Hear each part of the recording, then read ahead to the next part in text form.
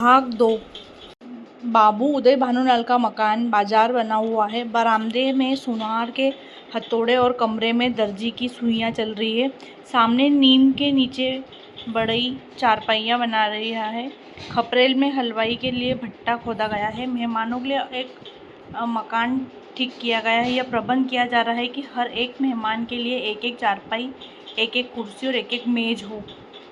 हर 3 मेहमानों के लिए एक एक कहार रखने की तजवीज़ हो रही है। अभी बारात आने में 1 महीने की देर है, लेकिन तैयारियां अभी से हो रही है। बारातियों का ऐसा सत्कार किया जाए कि किसी को ज़बान हिलाने का मौका न मिले। वे लोग भी शायद याद करें कि किसी के यहाँ बारात में गए थे। पूरा मकान बर्तनों से भरा हुआ है। चाय के सेट है, नाश्ते की तस्तरियाँ, थाल, लोटे, गिलास। जो लोग नित्य खाट पर पड़े हुए हुक्का पीते रहते थे, बड़ी तत्परता से काम में लगे हुए हैं। अपनी उपयोगिता सिद्ध करने का ऐसा अच्छा अवसर उन्हें फिर बहुत दिनों बाद मिलेगा।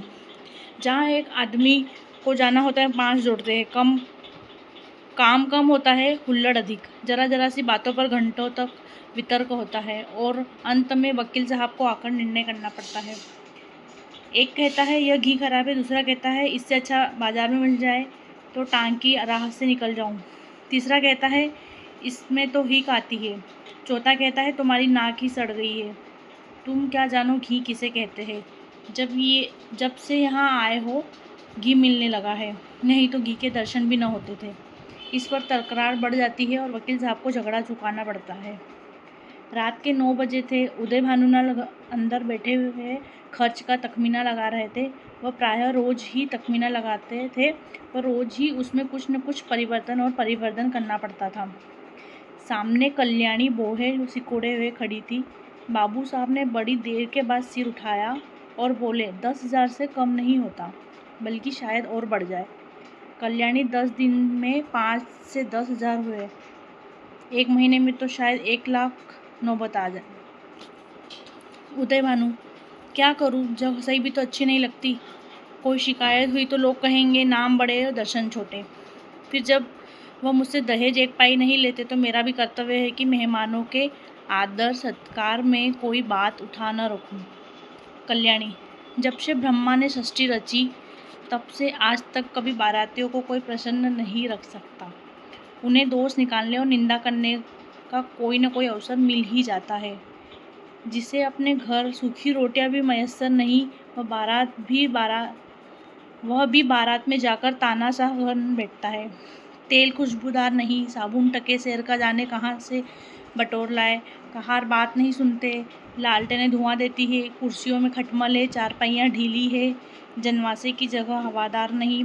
ऐसी ऐसी 1000 शिकायतों होती रहती है। उन्हें आप कहाँ तक रोकिएगा। अगर यह मौका न मिला तो कोई ऐब निकाल लिए जाएंगे। भाई, ये तेल तो हंडियों के लगाने लायक है, हम तो सादा तेल चाहिए। जनाब ने यह साबुन नहीं भेजा है, अपनी अमीरी की शान दिखाइए, मानो हमने साबुन देखा ही नहीं। ये कहार नहीं, यमदूत है, जब देखिए सिर पर सवार। लालटेनें ऐसी भेजी है कि आंखें चमकने लगती है। अगर 10-5 दिन इस रोशनी में बैठना पड़े तो आंखें फूट जाए। जनवासा क्या है, अभागे का भाग्य है, जिस पर चारों तरफ से झोंके आते रहते हैं। मैं तो फिर भी यही कहूँगी कि बारातियों के नखरे का विचार ही छोड़ दो। उदय भानु, तो आखिर तुम मुझे क्या करने को कहती हो। कल्याणी, कह तो रही हूँ, पक्का इरादा कर लो कि मैं 5,000 से अधिक खर्च न करूँगा। घर में तो टका है नहीं,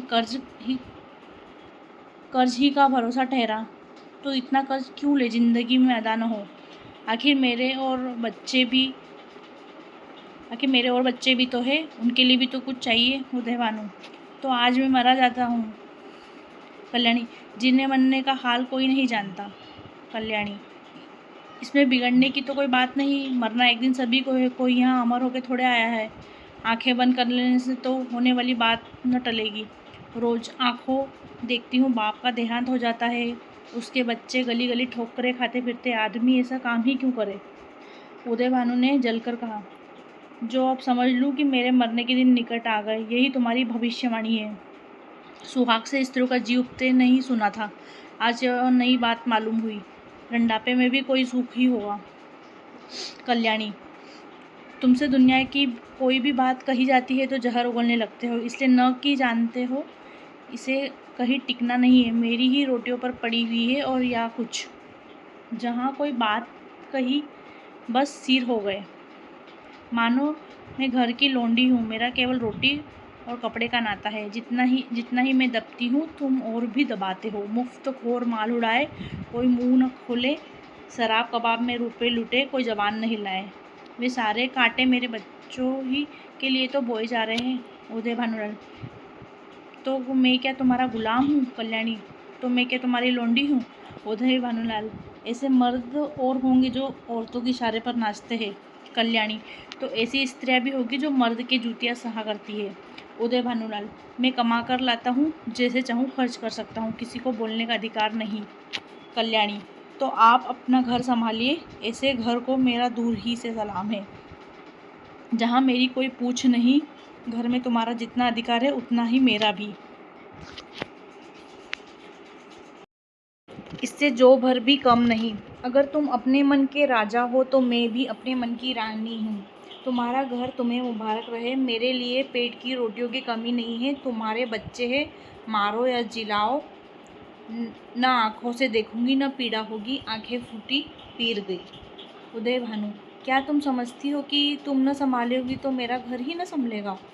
मैं अकेले ऐसे 10 घर संभाल सकता हूँ। कल्याणी, कौन? अगर आज के महीने दिन मिट्टी में न मिल जाए तो कहना कोई कहती थी। यह कहते कहते कल्याणी का चेहरा तमतमा उठा। वह झमक कर उठी और कमरे के द्वार की ओर चली। वकील साहब मुकदमे में तो खूब मीन मेख निकालते थे, लेकिन स्त्रियों के स्वभाव का उन्हें कुछ यो ही सा ज्ञान था। यही एक ऐसी विद्या है जिसमें आदमी बूढ़ा होने पर भी कोरा रह जाता है।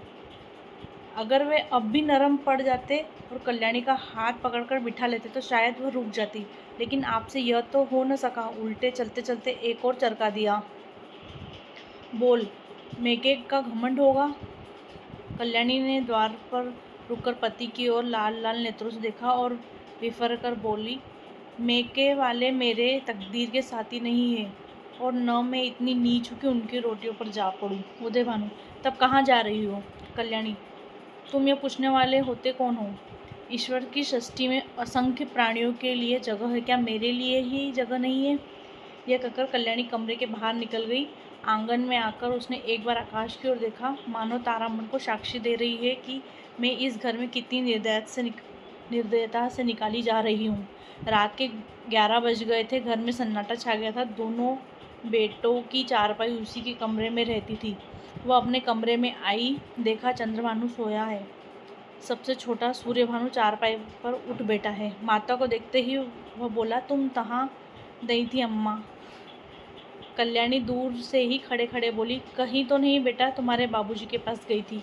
सूर्य, तुम तली दई मुझे अकेले डर लगता था। तुम क्यों तली दई थी, बताओ? यह कहकर बच्चे ने गोद में चढ़ने के लिए दोनों हाथ फैलाए। कल्याणी अब अपने को रोक न सकी। मात्र स्नेह के सुधा प्रभाव से उसका संतप्त हृदय परिपल्लावित हो गया। हृदय के कोमल पौधे जो क्रोध से ताप से मुरझा गए थे, फिर हरे हो गए। आंखें सजल हो गई। उसने बच्चे को गोद में उठा लिया और छाती से लगाकर बोली, तुमने पुकार क्यों न लिया बेटा? सूर्य, पुतालता तो था, तुम तुनती न थी, बताओ अब तो तभी न दाऊदी। कल्याणी, नहीं भैया, अब नहीं जाऊंगी। यह कहकर कल्याणी सूर्यभानु को लेकर चारपाई पर लेटी। माँ के हृदय से लिपटते ही बालक निशंक होकर सो गया। कल्याणी के मन में संकल्प विकल्प होने लगे। पति की बातें याद आती तो मन होता घर को तिलांजलि देकर चली जाऊं, लेकिन बच्चों का मुंह देखती तो वात्सल्य से गदगद हो जाता। बच्चों को किस पर छोड़कर चली जाऊं? मेरे इन लालों को कौन पालेगा? ये किसके होकर रहेंगे? कौन प्रातःकाल इन्हें दूध और हलवा खिलाएगा? कौन इनकी नींद सोएगा, इनकी नींद जागेगा? बेचारे कोड़ी के 3 हो जाएंगे। नहीं प्यारो, मैं तुम्हें छोड़कर नहीं जाऊंगी। तुम्हारे लिए सब कुछ सह लूँगी।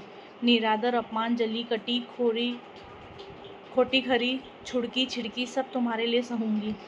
कल्याणी तो बच्चे को लेकर लेटी, पर बाबू साहब को नींद न आई। उन्हें चोट करने वाली बातें बड़ी मुश्किल से भूलती थी।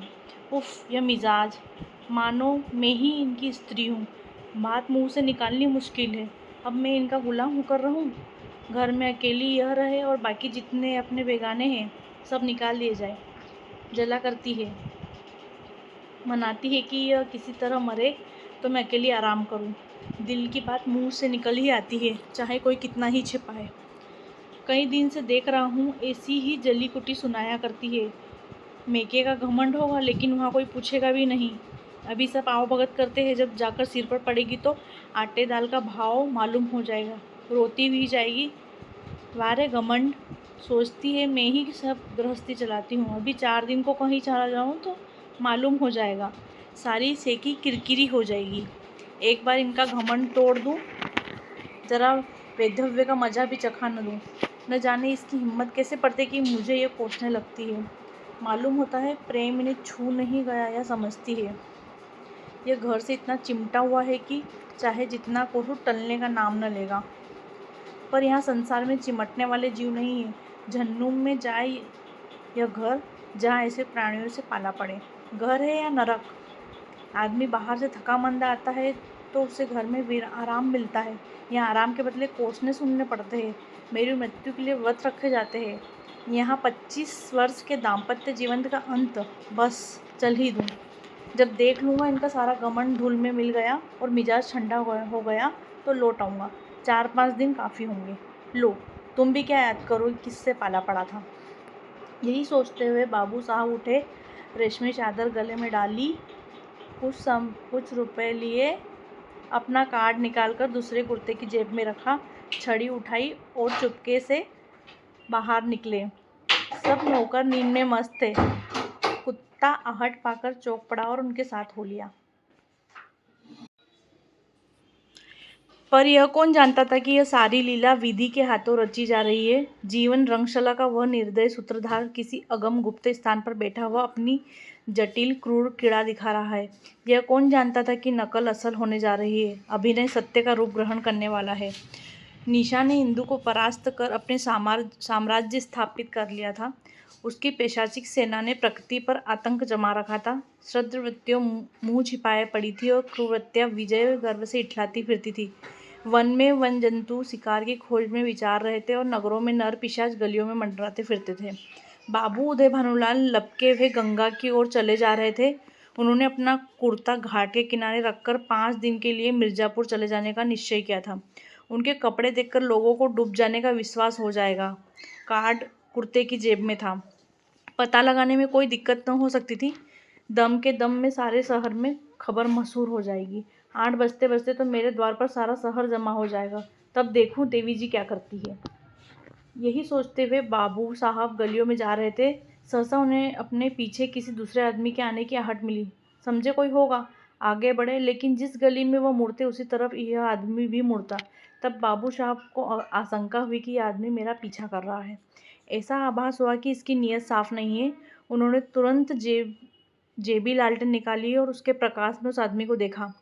एक वरिष्ठ मनुष्य कंधे पर लाठी रखे चला आता था। बाबू साहब उसे देखते ही चौंक पड़े। यह शहर का छटा हुआ बदमाश था। 3 साल पहले उस पर डाके का अभियोग चला था।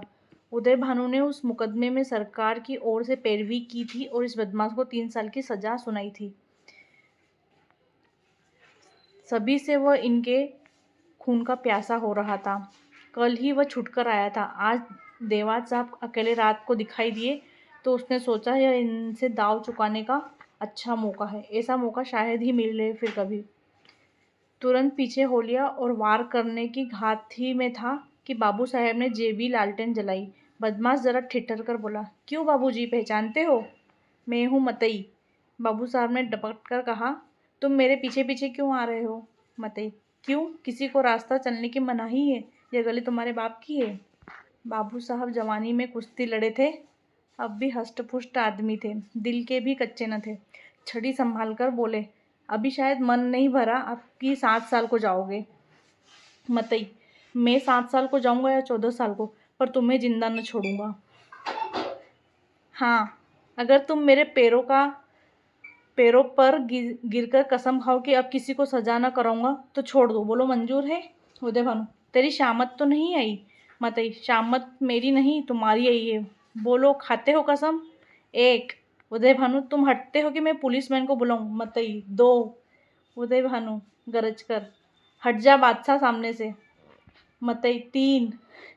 मुंह से 3 शब्द निकलते ही बाबू साहब के सिर पर लाठी का ऐसा तूला हाथ पड़ा कि वह अचेत होकर जमीन पर गिर पड़े।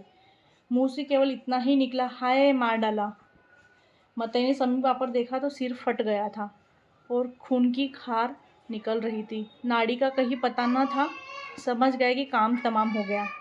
उसने कलाई से सोने की घड़ी खोल ली, कुर्ते से सोने का बटन निकाल लिए, अंगुली से अंगूठी उतारी और अपनी राह चला गया, मानो कुछ हुआ ही नहीं। हाँ, इतनी दया कि लाश रास्ते से घसीटकर किनारे डाल दी। हाय बेचारे, क्या सोचकर चले थे, क्या हो गया? जीवन तुमसे ज़्यादा आसार भी दुनिया में कोई वस्तु है क्या? वह उस दीपक की भांति क्षणभंगुर नहीं है जो हवा के एक झोंके से बुझ जाता है। पानी के एक बुलबुले को देखते हो लेकिन उसे टूटते भी कुछ देर नहीं लगती है। जीवन में उतना सार भी नहीं, सांस का भरोसा ही क्या और नहीं नरवरता पर। हम अभिलाषाओं के कितने विशाल भवन बनाते हैं, नहीं जानते नीचे जाने वाली सांस ऊपर आएगी या नहीं, पर सोचते इतनी दूर की है, मानो हम अमर हैं।